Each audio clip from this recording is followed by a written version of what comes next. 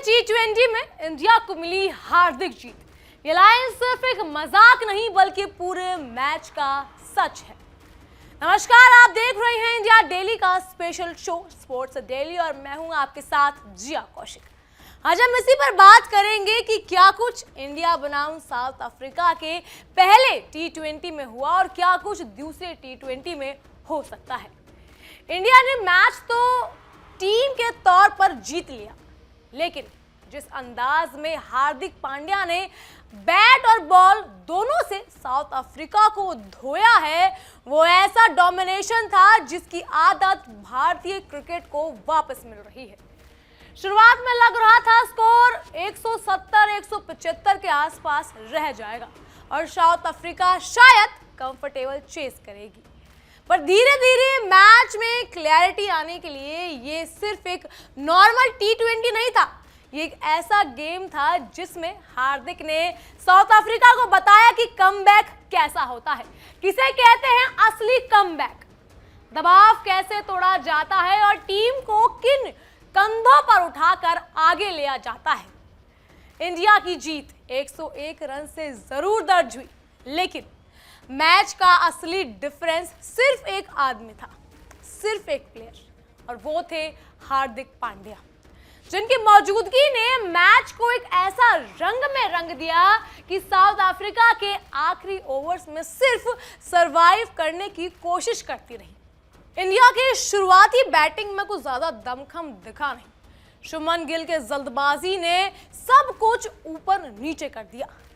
Pitch बिल्कुल batting friendly नहीं थी, गेंद रुक रुक कर आ रही थी, बाउंस अनइवन था, टाइमिंग ट्रिकी थी, लेकिन गिल ने पहली ही गेंद पर बाउंड्री मारी और फिर अगली ही गेंद पर एक और बड़ी हिट की कोशिश में आउट हो गई।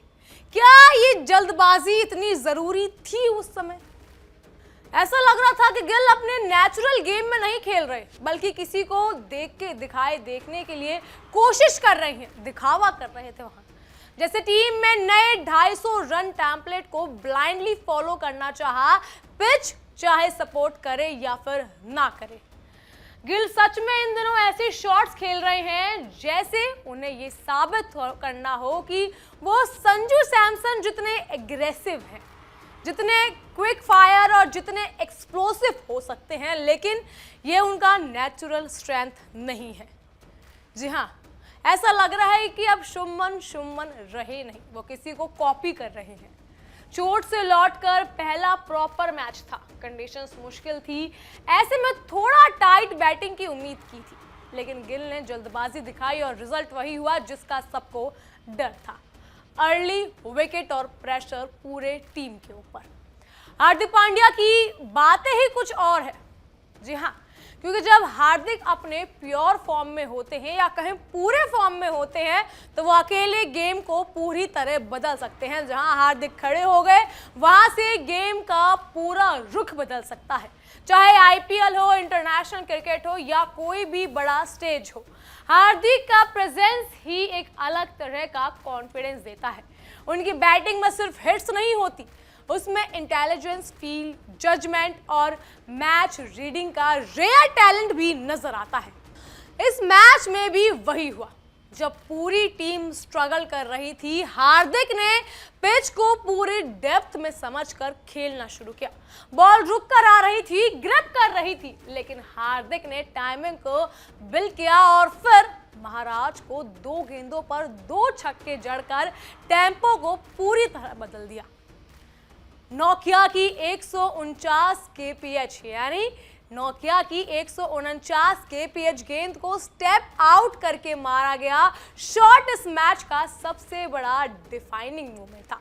वो शॉट सिर्फ स्ट्रेंथ नहीं था, वो एक फेयरलेस स्टेटमेंट था कि हार्दिक पूरी तरह वापस आ चुके हैं।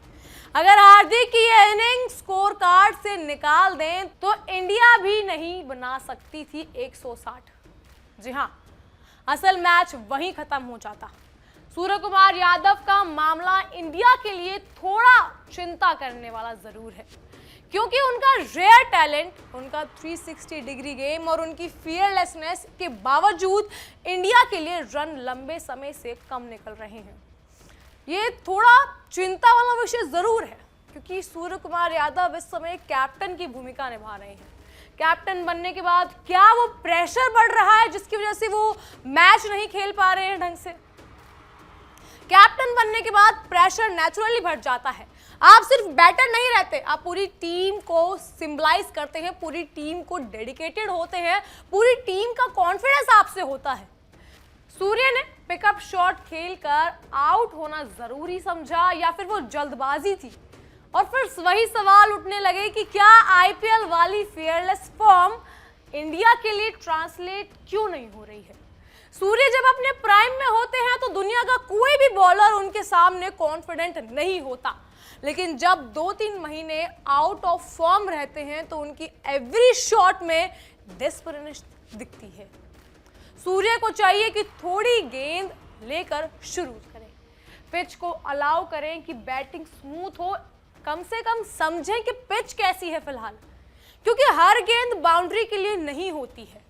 वर्ल्ड कप से पहले सूर्य का रिटर्न टू फॉर्म क्रिटिकल है, क्योंकि कैप्टन की अगर हम बात करें इतनी खराब परफॉर्मेंस पूरी बैटिंग यूनिट को हिलाकर रख देती है। एक कैप्टन ही होता है जिससे पूरी टीम को कॉन्फिडेंस मिलता है। अगर कैप्टन की फॉर्म इस तरह से होएगी तो सवाल अपने आप में उठेंगे। तिलक वर्मा और अक्षर पटेल की पार्टनरशिप इस मैच का सबसे अंडररेटेड गोल्डन चैप्टर था। स्कोरबोर्ड पर वो पार्टनरशिप 30 और रन्स की दिखेगी, लेकिन इसका इमोशनल और टैक्टिकल वैल्यू कहीं ज्यादा है। उस वक्त इंडिया 48 पर 3 पर दबाव में थी, पिच ट्रिकी थी, साउथ अफ्रीका एग्रेसिव फील्ड पर डाल चुका था और उस समय अगर 1-2 और विकेट गिर जाती तो हार्दिक को प्लेटफॉर्म नहीं मिलता। तिलक ने कामनेस दिखाई, मैच्योरिटी दिखाई, बॉल को लेट खेला और अक्षर ने भी अपना नेचुरल स्टेबिलिटी वाला रोल पूरी तरह निभाया। दोनों ने बिना कोई रिस्क लिए इनिंग को होल्ड किया और यही वो ग्लू था शायद जिसके बाद हार्दिक में भी वो कॉन्फिडेंस आया, हार्दिक को वो लॉन्च पैड दिया जिसने। साउथ अफ्रीका ने इस तरह की रिबिल्डिंग कहीं नहीं देखी होगी, वही फर्क मैच का असली टर्निंग पॉइंट बना। साउथ अफ्रीका की गेंदबाज की योजना देखकर अगर लगा कि उन्होंने टीम इंडिया को पेस से परेशान करना का पूरा होमवर्क वो कर आए थे कि हम इस बार उनको पेस से परेशान जरूर करेंगे। 4 पेसर्स के साथ सिर्फ एक स्पिनर खिलाने का मतलब था कि वो स्विंगिंग और बाउंसी बॉल से इंडिया को टैकल करेंगे और शुरुआती ओवर में उनका ये प्लान ऑन द पॉइंट भी लगा। अभिषेक शर्मा को उन्होंने बैक ऑफ लेंथ बॉल से फंसाया, गिल को टाइट एंगल से ट्रैप किया और मिडल ओवर्स में भी लगातार अंदर बाहर लेंथ वेरिएशन दिए, लेकिन उनकी एक ही गलती थी, बॉलिंग डेप्थ ओवर में वो हार्दिक की हिटिंग के आगे पूरी तरह एक्सपोज्ड हो गए। हार्दिक ने उनकी बेस्ट पेस को हथियार बना दिया, कभी रैंप दिया, कभी स्टेप आउट किया तो कभी डीप क्रीज में जाकर स्पीड का इस्तेमाल किया। और एक बार जब हार्दिक गियर बदलते हैं तो कोई भी मेरे हिसाब से बॉलिंग प्लान बचता नहीं है। सूर्य कुमार यादव से लेकर कोई भी बल्लेबाज इतना तो जरूर जानता होगा कि एक बार अगर हार्दिक मारने लगते हैं तो वो हार्दिक जीत ही लेकर आते हैं अपने साथ। साउथ अफ्रीका केवल फील्ड प्लेसमेंट बदलता रहा लेकिन हालात नहीं, क्योंकि सामने हार्दिक पांड्या खड़े थे। अब सबसे फन पार्ट, इंडिया की बॉलिंग। अर्शदीप ने जो स्पेल डाला वो प्योर स्विंग बॉलिंग का एग्जीबिशन था। पहली बॉल पर डिकॉक को मिली मूवमेंट इतनी शानदार थी कि ऐसा लगा जैसे बॉल हवा में थोड़ी देर रुककर फिर स्टंप की तरफ मुड़ गई हो। वो एक ड्रीम डिलीवरी थी, ऐसी डिलीवरी जिसे टेस्ट मैच में भी बैटर सरवाइव नहीं कर पाता। क्रिस्टियन को भी उन्होंने जिस तरह से इनसाइड एज से आउट करवाया वो दिखाता है कि अर्शदीप सिर्फ इन स्विंग ही नहीं, गेंद को सबटल तरीके से एंगल भी कर सकते हैं। उनके release point, stability, wrist position, clever variation ने पावर प्ले में साउथ अफ्रीका को इतना दबा दिया कि वो चेज वहीं से कमजोर पड़ेगा। धराशायी हो चुकी थी साउथ अफ्रीका की टीम अर्शदीप के आगे।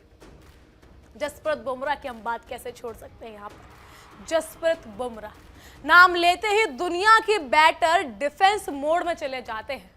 बुमराह की प्रेजेंस ही अपोजिशन को बैकअप प्लान पर धकेल देती है। साउथ अफ्रीका की बैटर ने बुमराह के अगेंस्ट रिस्क लेने से साफ इनकार कर दिया था, क्योंकि उन्हें पता था कि अगर बुमराह के अगेंस्ट विकेट गया तो मैच वहीं खत्म हो सकता है। बुमराह की लाइन, गति, बाउंस, एंगल, ये सब साउथ अफ्रीका को इतना परेशान कर गया कि वो सिंगल्स निकालने तक में स्ट्रगल कर रहे थे। उनके साथ अर्शदीप हो, पीछे वरुण चक्रवर्ती की मिस्ट्री हो और बीच में अक्षर पटेल की एक्यूरेसी हो, तो बैटर को बैटर लाइनअप के लिए कोई बल्लेबाज बचेगा ही नहीं। बैटर के लिए कोई सेफ जोन बचता ही कहाँ है ऐसे में। यही रीजन रहा कि साउथ अफ्रीका 101 पर ही मैच से हार गई, क्योंकि उनका बैटिंग यूनिट पूरी तरह चौक हो गया। इसके बाद बात करते हैं वरुण चक्रवर्ती की। वरुण चक्रवर्ती ने पावर प्ले गैम्बल के बाद ट्रेमेंडस कमबैक किया। वो ऐसी पिच पर डेंजरस हो जाते हैं जहां गेंद थोड़ी भी ग्रिप करे। उनकी गेंद में वेरिएशन इतना सब्टल होता है कि बैटर को समझने में एक फ्रैक्शन सेकंड भी नहीं लगता, और वही फ्रैक्शन में विकेट गिर जाता है। साउथ अफ्रीका के मिडल ऑर्डर्स ने वरुण की गेंदों को पढ़ने की लाख कोशिशें करी, लेकिन वो हर ओवर में कुछ नई ट्रिक निकाल कर सामने आ रहे थे। वरुण और अक्षर का कॉम्बिनेशन मिडल ओवर्स में एक ऐसी वॉल बन जाता है जिसे तोड़ना मुश्किल नहीं, नामुमकिन हो जाता है। वरुण मिस्ट्री है, अक्षर कंसिस्टेंसी है। दोनों की ताकत अलग, लेकिन पर्पस एक, प्रेशर बढ़ाना। अब अगर बात अक्षर पटेल की करी जाए तो अक्षर पटेल ने सिर्फ अपनी गेंदबाजी से नहीं, अपने काम प्रेजेंस से भी मैच पर बड़ा असर डाला है। जी हाँ, माकरम को उन्होंने जिस तरह पहली ही बॉल पर आउट किया, वो एक टैक्टिकल ब्लो था जिसने साउथ अफ्रीका की इनिंग को सीधे झटका दिया। अक्षर जानबूझकर स्टंप टू स्टंप डालते हैं, क्योंकि उनकी स्ट्रेंथ एक्यूरेसी साउथ अफ्रीका के बैटर उनके खिलाफ बाउंड्री के ऑप्शन खोज नहीं पाए। उनकी बैटिंग भी इंडिया के लिए क्रूशियल है, क्योंकि वरुण और कुलदीप का कॉम्बिनेशन खेलने पर बैटिंग डेप्थ कमजोर पड़ जाता है। अक्षर को इसीलिए टीम बैलेंस के लिए लगभग फिक्स माना जा सकता है, इवन अगर कुलदीप फिट हो। अब आती है सबसे ट्रिकी बात, क्या इंडिया वरुण, कुलदीप, अक्षर को एक साथ खिला सकती है? शायद नहीं। जी हाँ, क्योंकि फिर बैटिंग डेप्थ 7 पर ही खत्म हो सकती है। वर्ल्ड कप फरवरी में है, पिचेस नहीं होंगी, ड्यू हैवी होगी, और ऐसे में टीम को 8 तक बैटिंग चाहिए होगी। इसी वजह से अक्षर को बाहर करना मुश्किल बन जाता है।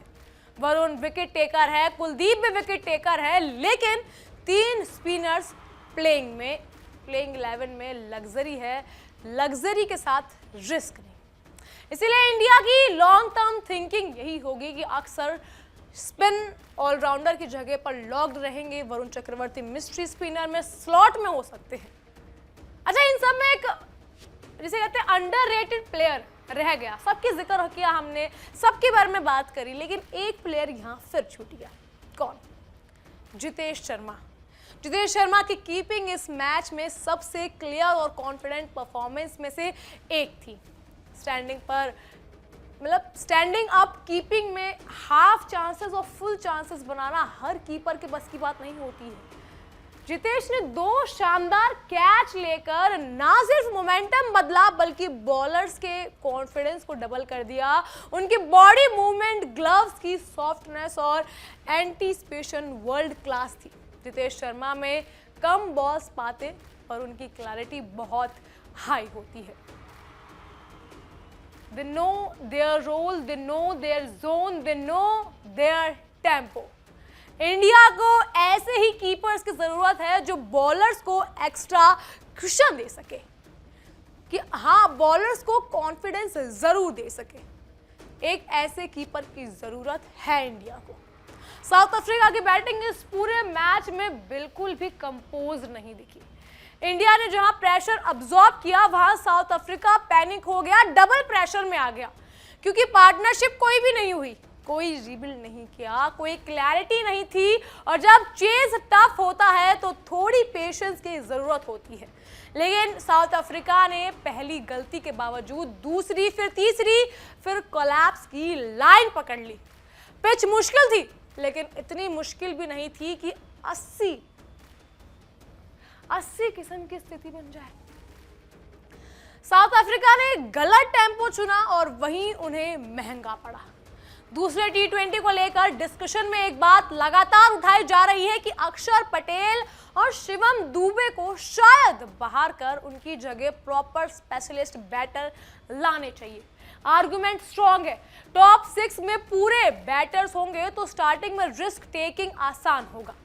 हार्दिक पांड्या को अर्लियर प्रमोट करना चाहिए ताकि 12-14 ओवर में आता ही कंट्रोल किए जा सके। जितेश ऊपर भेजने की बात चल रही है, उनको लॉजिकल है, जी हाँ, क्योंकि उनकी हिटिंग डीप ओवर्स में अनमैच है। ऐसा नहीं है अक्षर पटेल शिवम दुबे की नहीं है, लेकिन जितेश की शायद थोड़ी ज्यादा है। वॉशिंगटन सुंदर का नाम भी इसीलिए उठ रहा है क्योंकि वो स्पिन प्लस बैटिंग दोनों कर सकते हैं, दोनों प्रोवाइड कर सकते हैं वो टीम इंडिया को, और इसी वैरायटी में बैलेंस दोनों बनते हैं। कुलदीप यादव को भी लाने की उम्मीदें हैं क्योंकि उनकी wicket taking ability best in class है। इंडिया शायद दूसरे T20 में मेजर बदलाव नहीं करेगी क्योंकि कंडीशंस उसी तरह की होंगी और ड्यू एक बड़ा फैक्टर बनेगी। न्यू चंडीगढ़ में बैटिंग बेहतर हो सकती है, लेकिन रात को बॉल गीली होगी तो फास्ट बॉलर्स का फायदा ज्यादा होगा। इसमें टीम का लक्ष्य सिंपल है, कंटिन्यू मेंटेन इस चीज को करना होगा उन्हें।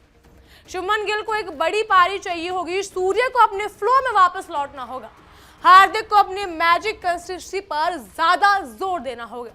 वर्ल्ड कप से पहले इंडिया के पास 9 मैचेस है, उन्होंने हर खिलाड़ी को उनमें से कम 3-4 इंपैक्टफुल परफॉर्मेंस चाहिए ताकि लाइनअप फाइनलाइज हो सके, क्योंकि वर्ल्ड कप में अब इतना टाइम नहीं है।